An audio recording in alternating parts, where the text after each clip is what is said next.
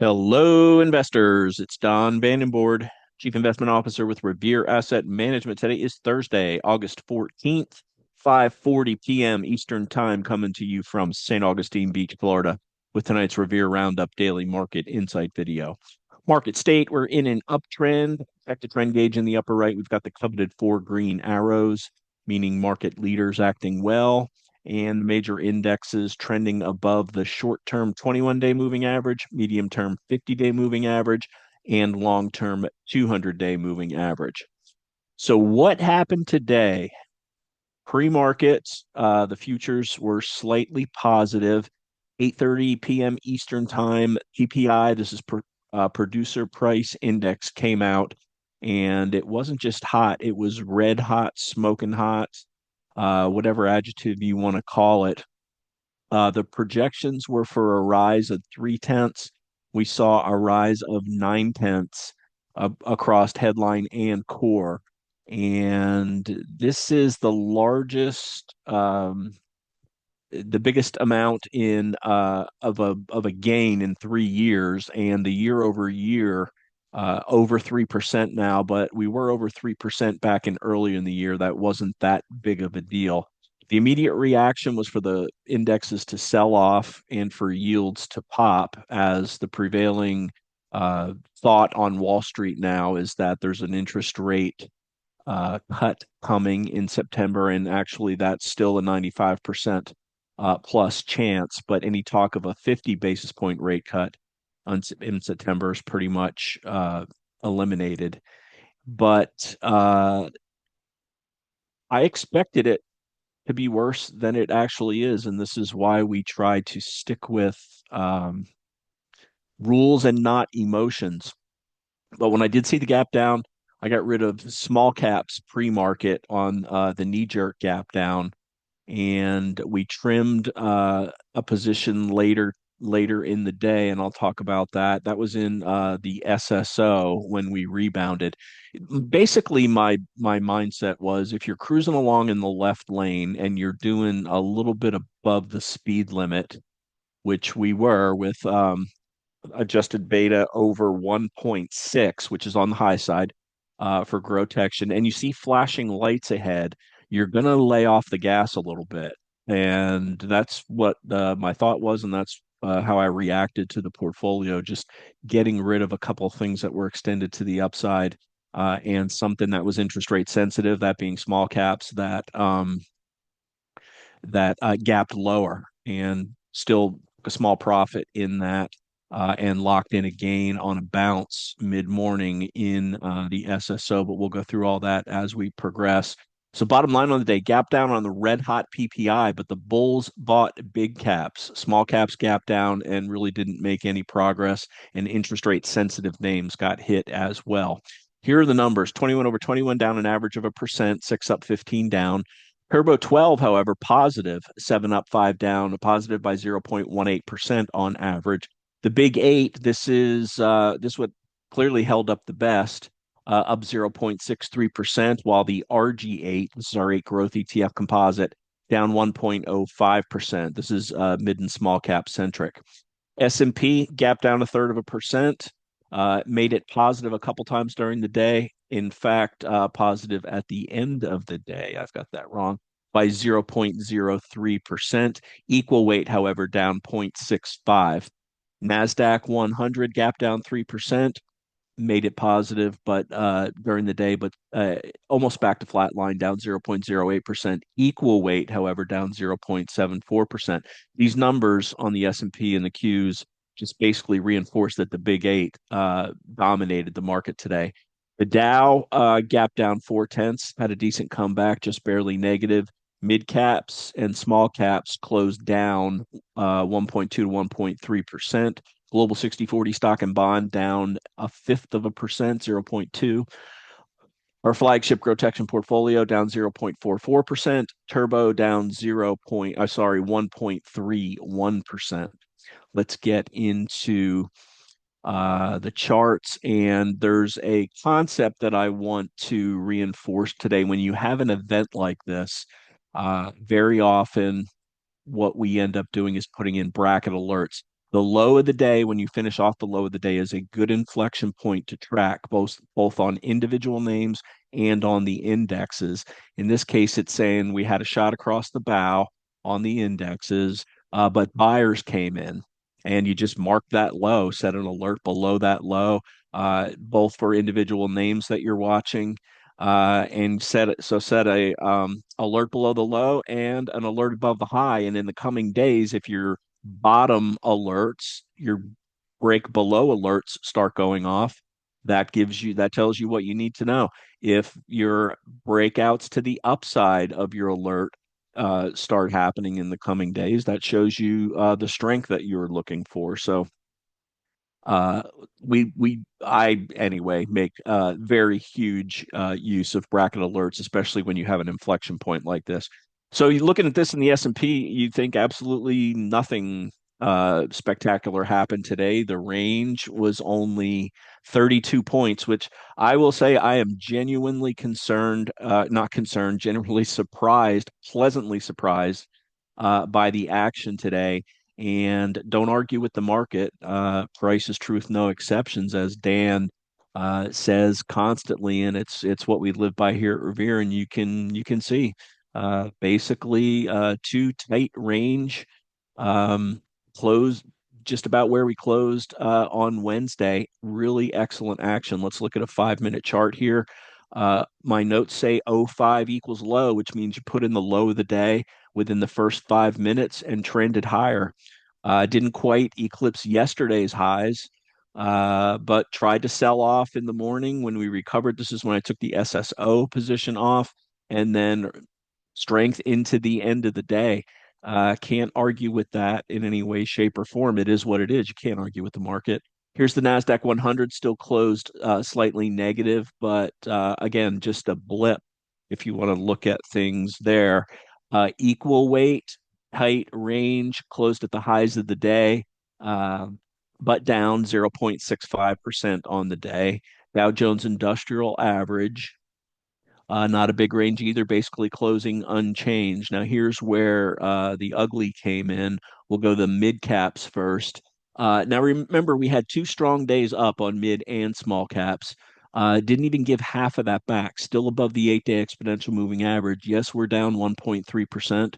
I was expecting worse, frankly, and didn't get it. Here's the Russell pre-market. It's just slightly above where I sold TNA pre-market. So yeah, I will be looking to re-enter that.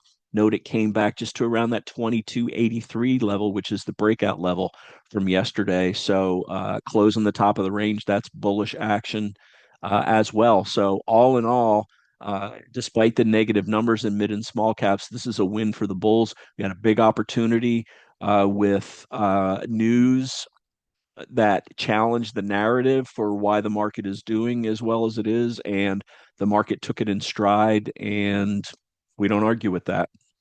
Let's look at some inter-asset correlation. The VIX up, but barely up. Another surprise. Still with a 15 handle on the VIX. Sorry, a 14 handle, 14.83. Only up 2.4% on the day. The good news just keeps coming. And, bracket alerts. If we break the lows of today, then that's the market telling you that the lows of today weren't able to hold and to get more defensive. Dollar positive on the day. How did that trickle over to precious metals? Gold was down, breaking the 50-day moving average. This is the moving averages have not been playing much of a role here. They're really just a reference point. You can see them all stacked up, the 8, the 21, and the 50, with basically a flat slope. We're just in a huge trading range for gold. GDX looking much better than gold, maintaining the breakout, down 0.64% on the day. Silver down as well, still consolidating. Uh, Crypto got hit today. IBIT down 4%, made a higher high yesterday, holding the 21-day moving average, however, and ETA Ethereum down as well, 4.26%, but this was after multiple gaps higher and a string of 6 straight up sessions. Let's go to bonds. Broad bond index price down means yield up. Not a surprise with the hot PPI number. TLT also down. That means yields, you're going to see them spike a little bit. There's TYX up 1.14%. TNX, the yield up as well. That's our interasset correlation charts. Let's go to the tail of the tape. We got some more sentiment news today. AAII bulls dropping amazingly, down 5 to 30. Bears ticking up to 46. This is broken, and it probably will be as long as Trump is in office. And AAIM, good news for for us as a secondary indicator, dropped from 96, almost 97, down to 85.66. News on the day, as I mentioned, PPI red hot, big caps rebound, small caps and rate sensitive names lag. He's coming into today, S&P 8 against the 8 to 21 and the 6,400 level. We maintained above all of those. NASDAQ 100, 8 EMA, 21 EMA, and 575 held above there as well. Qs, in fact, did not touch 575, and the S&P did not touch 6,400. So that we're going to update these numbers for the keys for tomorrow. Russell 2000 staying above the 21 and 50-day moving averages. Day count from up to up to with a one consolidation. 7 days above the 8 EMA, 9 days above the 21 EMA. Short-term expectations remain positive. Sectors today, not a lot outperforming financials and healthcare and FNGS. This is basically the big FANG type names. To the downside, stop me if you've heard this one before. Software continues to get annihilated. XLB and RE, that's basic materials and real estate, retail, and emerging markets fell as well. Uh, Portfolio changes mentioned, sold TNA in GROTECTION and a trim on SSO, locking in gains on both. 1.43 adjusted beta was 1.61 coming into today, 1.43 now, 6.11% balance at risk. That's if all of our stops got hit, that's how far down the portfolio would be. TurboTection just selling XXRP, 2.13%. Volatility adjusted beta, 6.46% balance at risk. So bottom line on the day, gap down on red hot PPI, but big caps rebounded. The laggards were small caps, mid caps, and rate sensitive names. He's going into tomorrow, S&P 500, 6,400 to the downside, 6,500 to the upside. NASDAQ 100, 575 to the downside, 583 to the upside. Russell 2000, yesterday's high, 2329 to the upside, and the 21E to the downside.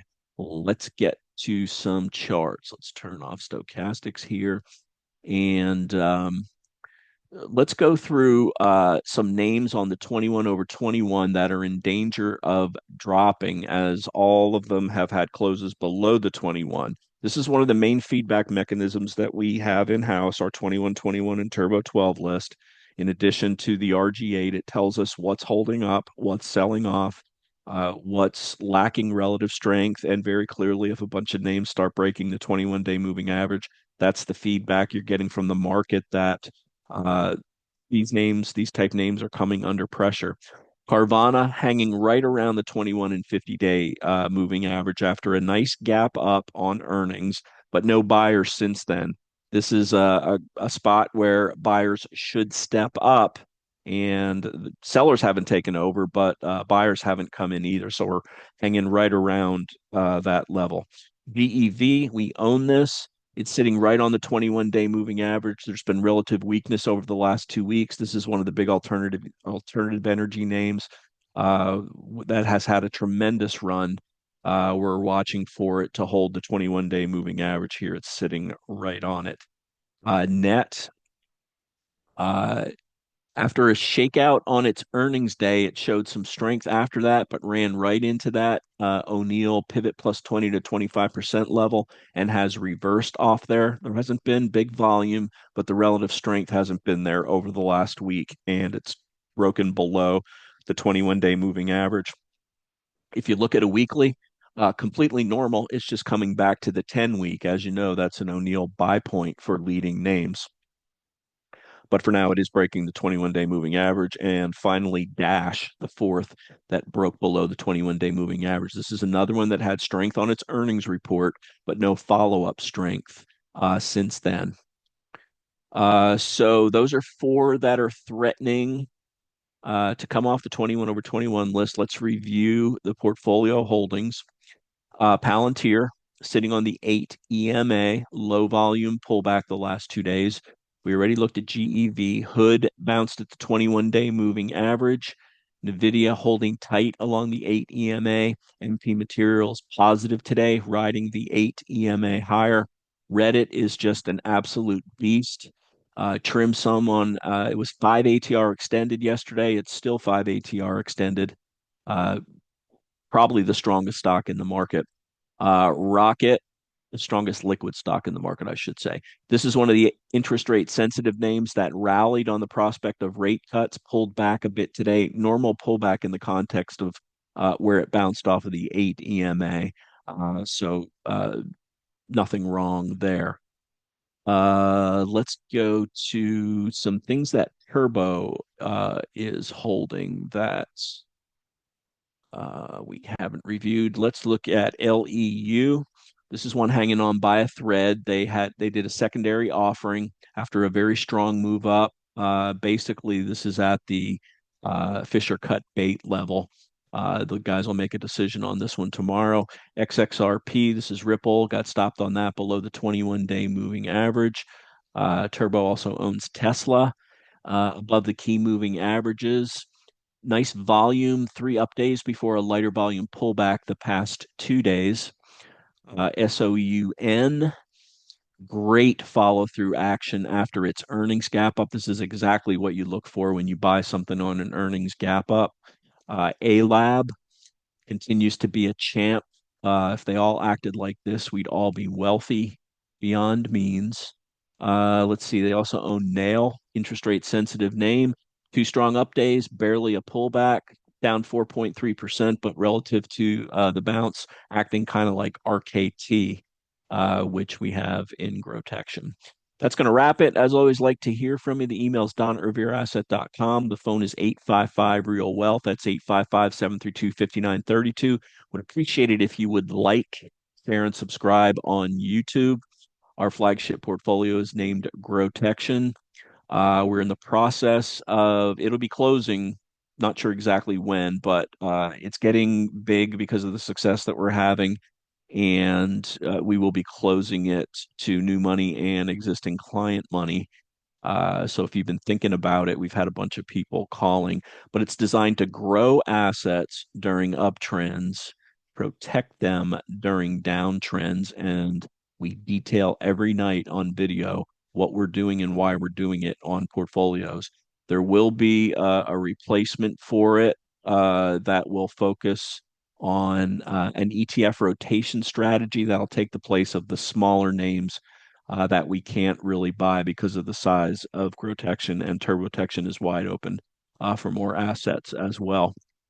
And with that, I will wrap it for Thursday, August 14th. This is Don Vandenbord with Revere Asset Management, telling it like it is.